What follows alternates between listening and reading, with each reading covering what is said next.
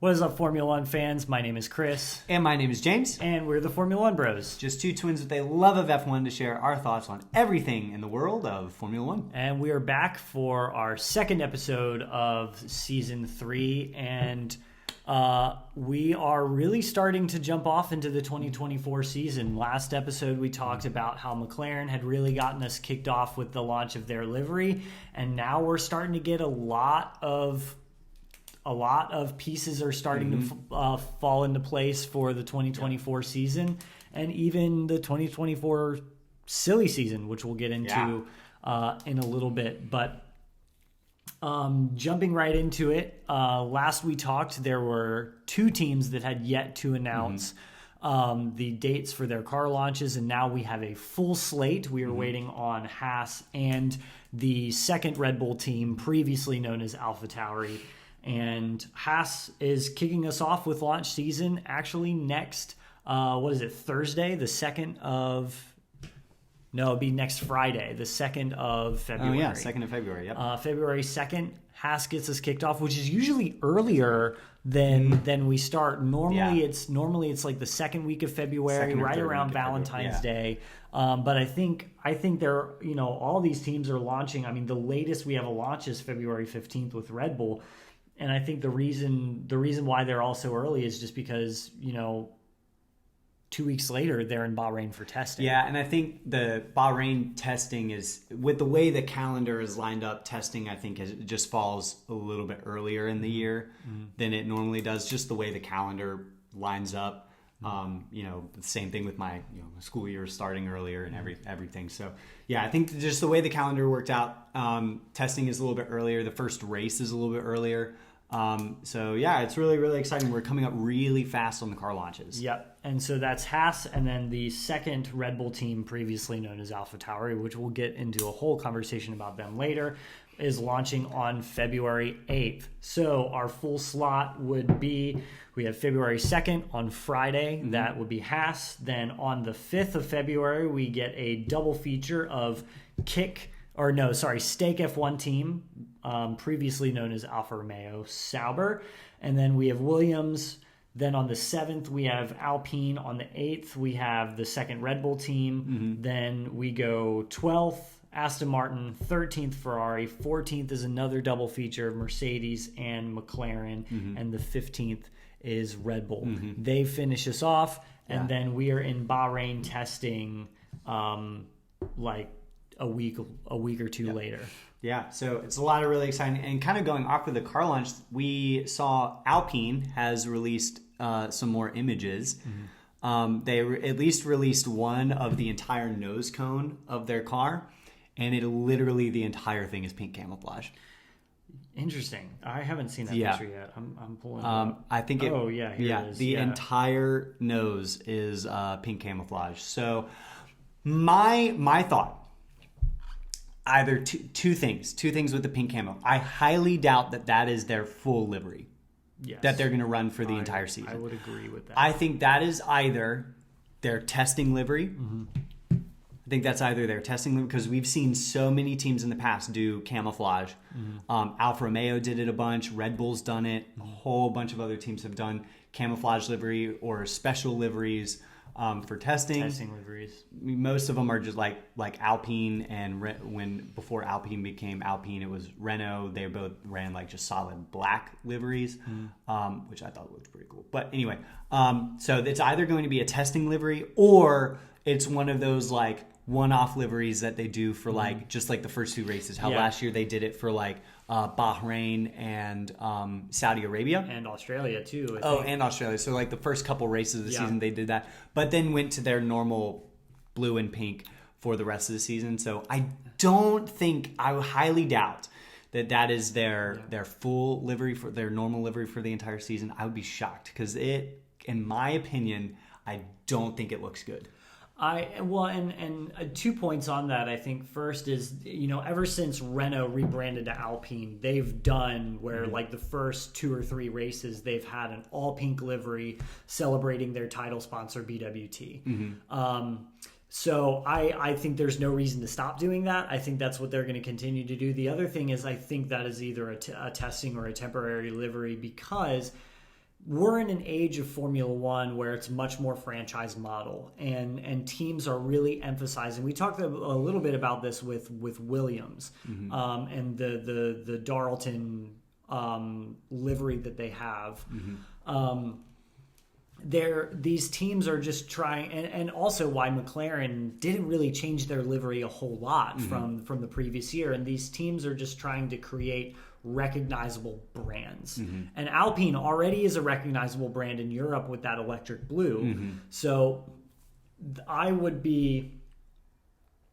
think not only do I just think it would not be good for the F1 team, but I think it would be a bad branding exercise for the company, for Alpine and Renault as a whole, to not have that iconic electric blue that they've had. And so I think just from a pure, branding and recognition standpoint too, that they are going to go back to that traditional blue livery, which I think that blue, it's just such a pretty blue, man. Yeah, I know. It's a great livery. They might be doing something special for testing, or like you said, the first couple like Middle Eastern rounds. But yeah, no, I totally agree, and I think it would be not a smart branding move for them to. Yeah, it just would look not keep the blue. It looked very gimmicky. I mean, Formula One, I've felt in the past couple of years, has gotten really gimmicky with like all the street races and so many like the sprint races too. I just think that would be way too gimmicky. I think that's too gimmicky. I don't think they would do it, but who knows?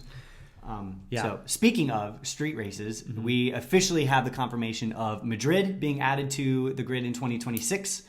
It was 2026, right? Yeah, it's 2026. Yeah, 2026. Madrid has been added to the schedule officially. We got the official track layout.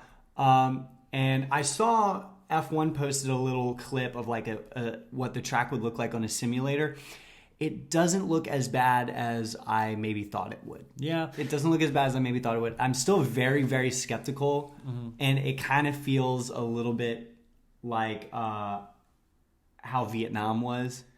Yeah. And at least the layout of the track, it kind of seems like a mix of that and like Valencia, the former Spanish street circuit. So it's very interesting for sure. Yeah, it's interesting. And, I think we talked about, Formula One as an entity going after, cities instead of tracks. I think has been a philosophy shift. They're looking more, and I think this is a huge part of that shift in idea. I think it's coming not only from Stefano Domenicali, but it's also coming from Liberty Media and a lot of the entities that are, commercial rights and things like that, where they're shifting towards city markets instead of motorsport markets or national markets. Like, there's, I think that was a part of the reason why they stopped going Germany is because Germany as a market was not as appealing as certain cities as markets, not just from a motorsport perspective, but from a promotional perspective. And I think that's why we're seeing this trend. And I think Madrid fits into that trend. Madrid's the capital of Spain. The layout myself, my issue with the layout is and of course we're never really going to be able to judge a new track layout fully until cars are on the track and we see wheel to wheel racing. Yeah.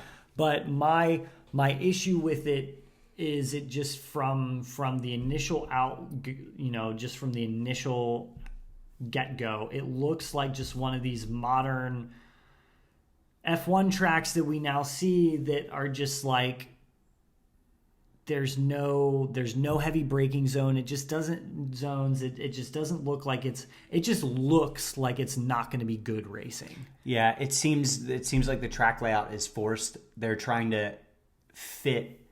They picked the city and then they tried to pick a layout of the track rather than say, trying to fit it together. Right.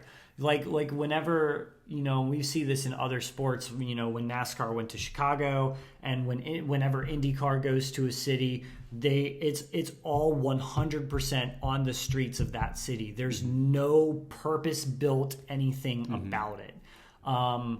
I think there are parts of those tracks that remain permanent just because they can or they have to, like, some of the curbing in Monaco, and you see that with the more, I say, classic, the older street circuits that Formula One goes to. I'm thinking like, Monaco, Singapore, what are some? I mean, Baku, some other ones that there's no purpose-built parts of those tracks. There's purpose-built parts of Las Vegas. There's purpose-built parts of Miami, Australia. There's not technically Australia is a street circuit. Technically Australia, but there's not a whole lot of purpose-built parts of Australia. There's very few purpose-built parts. I mean, with the exception of the pit lane, there's not a lot of purpose-built parts of that track, and I just think that it's just a weird combination of street and purpose-built, and it just looks like it's not going to be good racing. I don't know. I don't want to judge it too much, and I am trying not to let my bias against street circuits get in the way. I just don't think that it's going to be a very good product. Yeah, I don't really care that I have a bias against street circuits. I just think it's going to be. I just think it's going to not be great. We all said that about Las Vegas, and the Las Vegas race was pretty entertaining. It was good. It was good racing. Now, and I'm all for F1 going to cities if it means that the product on the track is going to be good. That's why I think Baku continues to justify itself. Oh, yeah. Is because the racing there is good. Singapore, too. Singapore usually creates some pretty good races. Right. Singapore always has some pretty good races. If the racing is good, then why not go to those street circuits? But if the racing is not good, like the racing in Miami is never good. Oh, yeah. Both of the Miami races that we've had so far have just kind of been like so boring, and and truly they've just been promotional exercises for F1, and it seems to me that it's much more about what F1 can get out of it and not what the drivers and the fans can get out of it. Yeah, and I get Formula One's a business. It's a business about making money. But my bias is that we grew up in an era of Formula One where we saw, greats like Michael Schumacher in the Ferrari Red, and we saw tracks like the Nürburgring, or Sepang, and all of these really, really big, popular racetracks that were just such good racetracks that bring such entertaining racing to Formula One.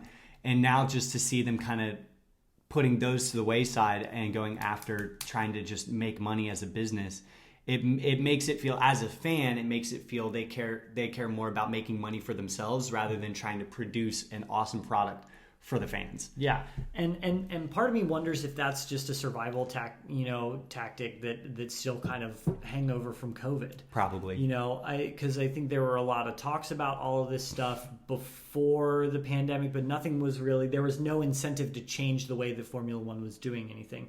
All of a sudden, the pandemic, hit. Formula One itself was struggling to survive. All the F1 teams were struggling to survive. There needed to be a lot more incentives, and so now they've kind of changed this their business model to be more focused on what they can get out of it from a monetary value, and not as much what we can get out of it from an entertainment value and from a sporting value.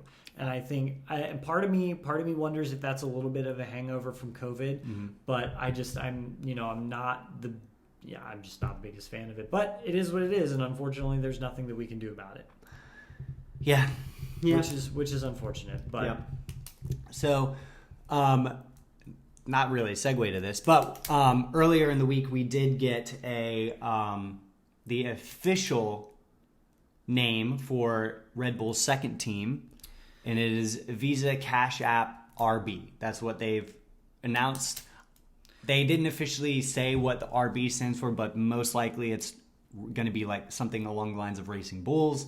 I have a feeling they're not going to call the team Visa Cash App. Yeah. I have a feeling they're not going to call it that. So I'm most pretty positive they'll just end up think- calling it the Racing Bulls. I think they're gonna want everybody to call it Visa Cash App RB because Visa and Cash App is probably putting in a lot of money to have their name attached to that team. And I think that's why we've seen them in previous iterations as AlphaTauri, and we see now Stake F1. Those sponsors are kicking in a lot of money to have their name attached to that. So I think they're going to want everybody to call it that. I think F1 as a community is going to be a little bit like, it's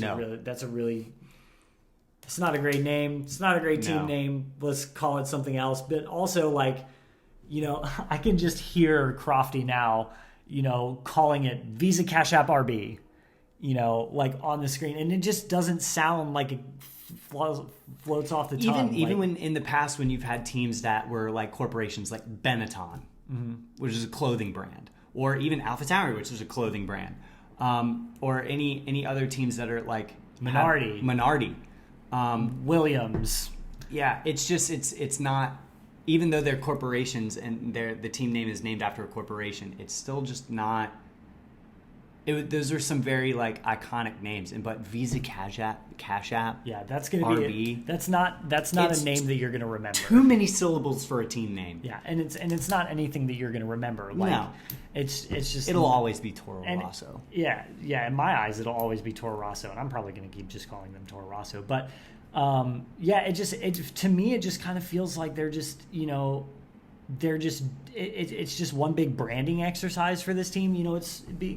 Red Bull always talks about how they're trying to bring this team closer into their system to have them be taken more seriously as Red Bull's junior team or second team, and I think they've been outwardly saying that they want people to take it more seriously as that, and they want the team to be more successful so that they can be taken more seriously. But then they unveil a team name like this, and it just kind of feels like Red Bull are just like, okay, yeah, we want you to take them seriously, but yeah, here's just a name. Here's that's a going dumb to name that makes it sound childish. The team name can just be sold off to the highest bidder. Yeah. And to me, it just kind of goes against, I think, what Red Bull are trying to accomplish with this team. Yeah, it makes it seem like they're not trying to. They're saying one thing. We wanted this team to be taken seriously, but they're doing another. It says, we don't really care that much. Yeah. It doesn't have to be taken that serious. And it was like that when it was Red Bull and Toro Rosso. Yeah. When it was Toro Rosso, they were taken very seriously. And there were some under Toro Rosso, there were some very successful seasons that they had. There was one year, I think it was it 2018 or 2019, where they finished fourth in the constructors.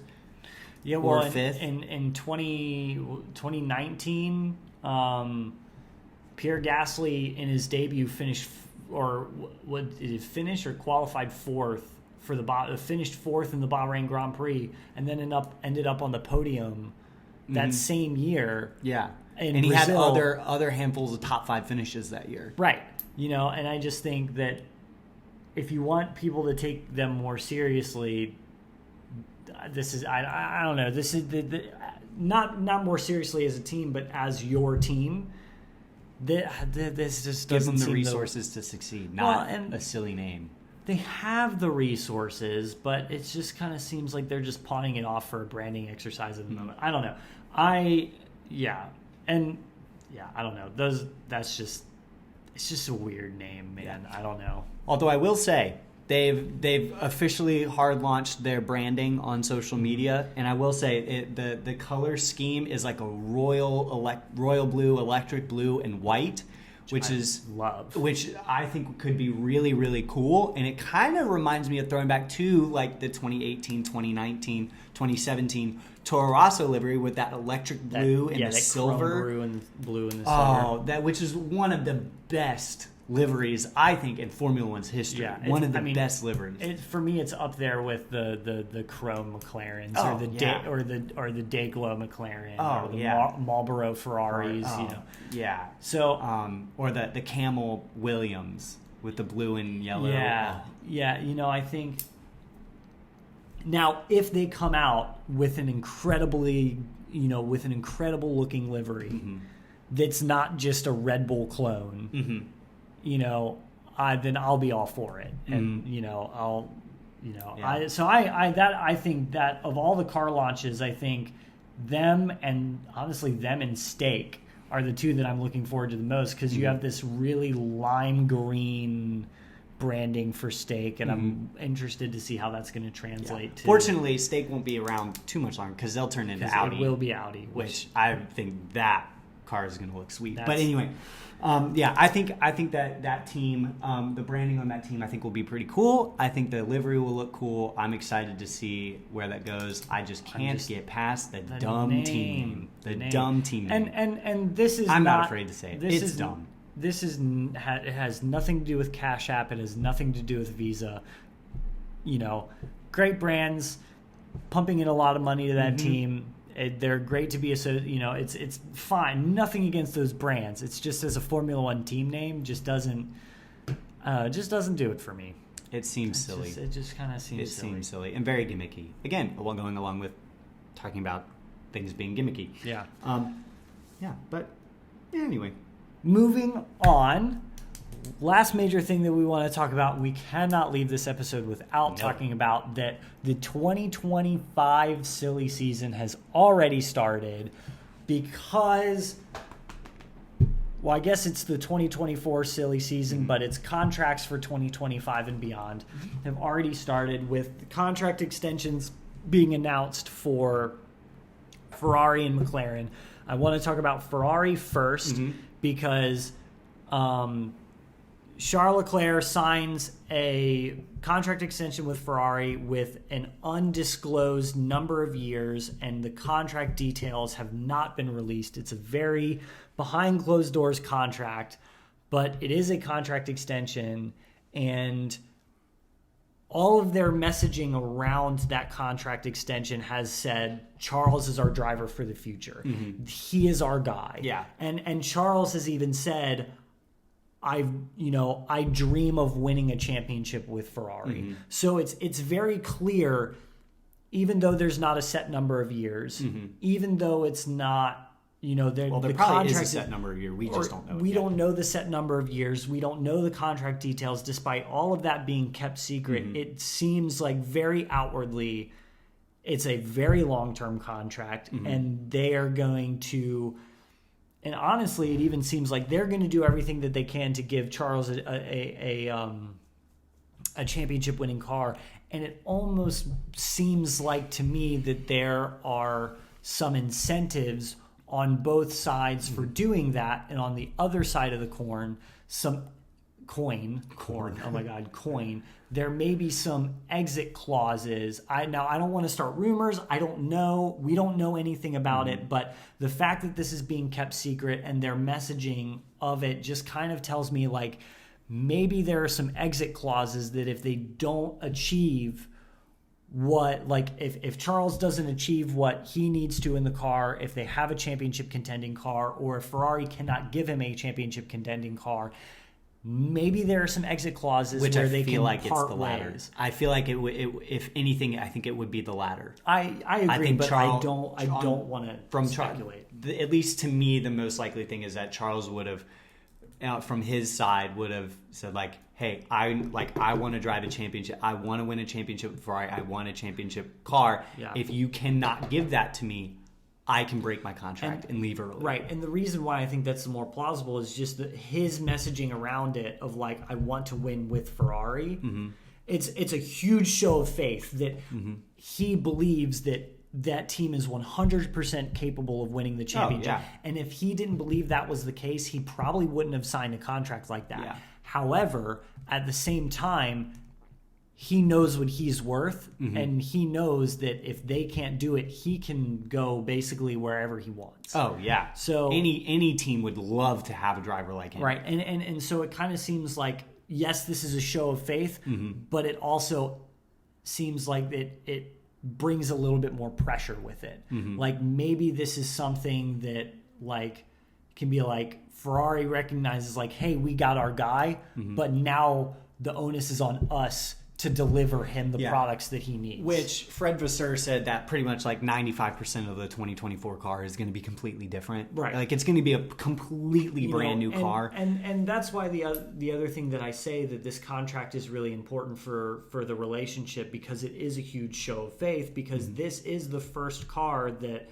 Fred Vasseur's Ferrari is going to completely have, the head of vehicle concept and the head of, the skeleton for what was the 2023 car still had the Mattia Binotto regime's fingerprints on it. This now is Fred Vasseur's Ferrari. Yeah. He said that 95% of the components on the car are going to be brand new. It's not going to be the same car. It's not going to be a recognizable Ferrari from the past 2 years. So all of that plus this extension gives me as a fan confidence that they know what they need to do in order to get to where they need to go. Yeah, and it makes me feel like they have faith in each other, that they have a common goal.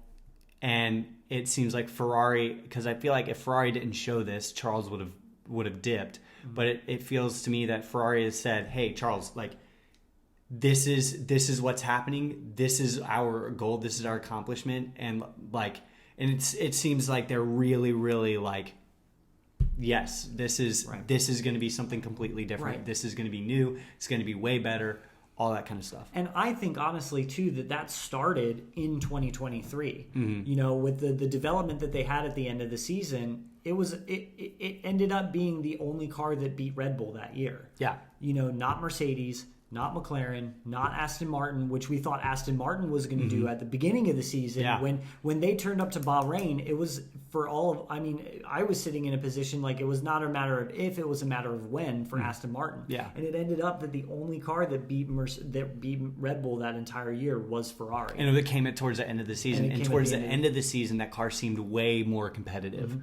So I think that faith started in the way that they were developing that car in 2023. I think they just need to step it up, and they need a better understanding of how to develop a car. And I think the other thing too is they need a car that can not only just go fast over one lap, they need a car that doesn't absolutely chew through its tires. Yeah. Because that car had 7 poles last year.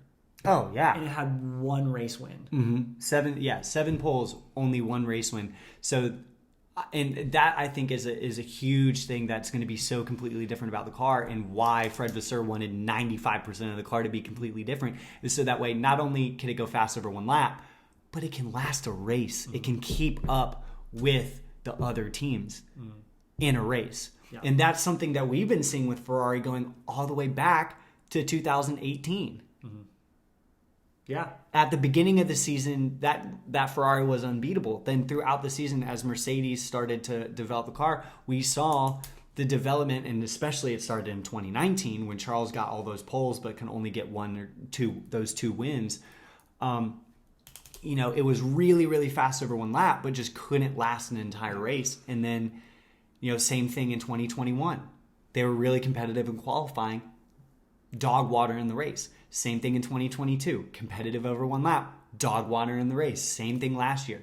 And so I have a lot of confidence that Fred Vasseur and the team that he has created, this car, I think, will be able to accomplish that. And that all goes back to before Mattia Binotto was team principal, he was technical director. And he was still technical director even when he was team principal. So I think now that there aren't any fingerprints of his regime on that car, if they do take a step in the right direction for race pace specifically and tire wear specifically, I think that'll confirm what my suspicions were about the previous iterations of Ferrari. But back to the contract, I think Charles would not have all of the messaging around that would not be, I am the person for the future, or he is the person for our future, if there wasn't a mutual belief that this is a championship winning formula. Yeah. And kind of going along with Charles's contract, we haven't yet heard, there hasn't been an official contract extension from Carlos Sainz as of Sunday, January 28th at 1 o'clock in the afternoon Eastern Standard Time. Mm-hmm. There hasn't been an official announcement yet, but I do know that there are pretty significant contract talks with Carlos and Ferrari, which also leads me to believe that Ferrari also believe in Carlos, which they should, because Ferrari's only win last year came at the hands of Carlos Sainz. And the other thing too is Carlos is what Ferrari needs him to be. Mm-hmm. He's the person that when Charles isn't on it, he can pick up the points. Mm-hmm. But when Charles is on it, he's never going to be as fast as Charles. Mm-hmm. But he can be close enough to make a significant dent in the Constructors' Championship. I have a feeling, and I totally agree. I have a feeling next year, if we have a really, really competitive Ferrari, Charles and Carlos will be the best driver pairing on the grid. Mm-hmm. I think the other strong driver pairing would be George and Lewis, if that Mercedes Mm-hmm. Mercedes can end or start the season where it ended last year. Yes. With a really, really strong car. I think it's going to be George and Lewis and Carlos and Charles. Mm-hmm. Unfortunately for Red Bull, Max Verstappen, Checo's still pretty significant off the pace. Right. But also, if McLaren does what it's supposed to, Lando and Oscar will also be a strong one Well, too. and the thing with Red Bull is they just haven't needed Sergio Perez to be on it like he was Max in is so 2021 because, well, not only is Max so good, but the car has been so far and above everybody else. Mm-hmm. Nobody else has been able to touch them for the past year and a half, Yeah. ever since Ferrari's engine started, Yeah. going on strike. Mm-hmm. They haven't needed Sergio Perez to be that guy. Yeah. Like he was at the end of 2021. Yeah. The Sergio Perez that raced in 2021 Abu Dhabi Grand Prix, holding up Lewis the way that he was doing so that Max could catch up, is not the same Sergio Perez that we have, but they don't need him to be that. Yeah. I think this year they are going to. Yeah. And this, in a way, takes us on to McLaren because Lando Norris has signed an extension with McLaren. And it was... Didn't Oscar too? No, Oscar has not yet. Oh. But Oscar's on until 2026 because he signed a 3-year deal with McLaren. That's right. So, That's what I was thinking. but Lando was on until 2025, and they've already locked him up. Yeah. So the reason why I think that is significant is because Lando's going to go. I think that's significant for Red Bull because I think the only other logical target out if you're looking outside the Red Bull system, because Daniel Ricciardo still is a question mark. You're not going to put Yuki Tsunoda or Liam Lawson in that Red Bull seat to partner Max. There's still a big question mark around Daniel Ricciardo because of his broken wrist, we really didn't get a great chance to evaluate him. He had some stellar performances like he did in Mexico, coming in 5th, but we still don't know. We don't have a large enough sample size to assess. Yeah. And so I think the next logical person to take over from Sergio Perez was Lando Norris. And now he's effectively taken off the table. Yeah. I think Red Bull would have been willing to buy out 1 year of his contract and bring him on for 2025, even though he still would have been contracted for McLaren, but not 2, not 3, not 4 more years. Yeah. So I think that is essentially forced Red Bull's hand that they either need to give Sergio Perez a car that he can work with and that can help him be as close to Max as possible, or they need Daniel Ricciardo to be the old Daniel Ricciardo. Yeah, and which Red Bull's time could be running out because Max said that he's not totally against retiring in the near future. And, Daniel's getting up there in age too. He could retire soon. So who really knows? And if Ferrari, McLaren, and Mercedes make the progress that they have said that they were making over the off season, we could be in for a really big dogfight this year. And Red Bull, if they want to take both championships, they're going to need Sergio Perez to deliver. Because if Ferrari is as good as they hyped it up to be, and same with McLaren and Mercedes, all three of those driver pairings are so strong. And there's just a really big question mark over Red Bull's second seat. Right. And if they can't get Sergio Perez up at that level, and there is some uncertainty about Daniel Ricciardo, I think that's not going to play into this year. I don't even think it's going to play into 2025, but come the new rules regulations in 2026, we could be in for a huge shakeup. And I think, I just think so. Williams, this world is champions. so Lando. Oddly enough, Lando's contract signing through what I think is 2027. I think that is going to be that's going to have a huge knock-on effect for Red Bull, unless they can get Daniel Ricciardo up to where he needs to be, or they can get Liam Lawson up to where they know that Liam is capable of being. Unless they can do that, I think they're going to be in a real big bind. So it'll be interesting to see how that plays out. And I don't think, and that's also another show for Lando, because he has been linked to Red Bull so much, and there have been so many talks about him going to Red Bull and him partnering Max and all this stuff. That's him saying this contract extension is essentially saying, sorry, no, this is I'm not something I'm interested in. This is not what I'm doing. I believe that I can win with McLaren, and that's where I intend on staying. And the reason why I think it's so big is because outside of the Red Bull driver system, I don't think that they're going to go back to Pierre Gasly. I don't think that they're going to go back to Alex Albon. I don't see them going to that. And so it's kind of along the same lines with Ferrari with trying to sign Carlos Sainz. It's like, who else do you have? You don't have a whole lot. Yeah. Because in the current F1 market, I don't see anybody that Ferrari would be willing to sign other than Carlos. They don't have really anybody in their academy that is capable right now or even eligible to step up to Formula One. And anybody else on the grid, I just don't see, of all of the people that are still up for contracts, I don't see anybody going there.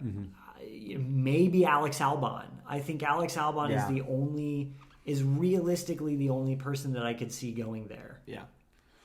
But I think their priority 100% is Carlos Sainz. And I think the rumor mill is circulating that Carlos wanted this multi-year deal.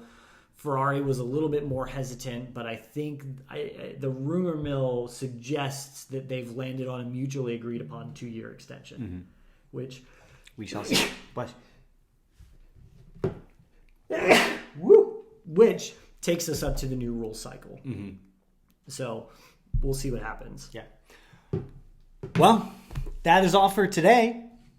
It's been a relatively quiet week in the world of F1, but next weekend is going to have some car launches, so we'll actually be able to take a look at the first look at some 2024 cars at our next episode, which will be next Sunday, February 4th.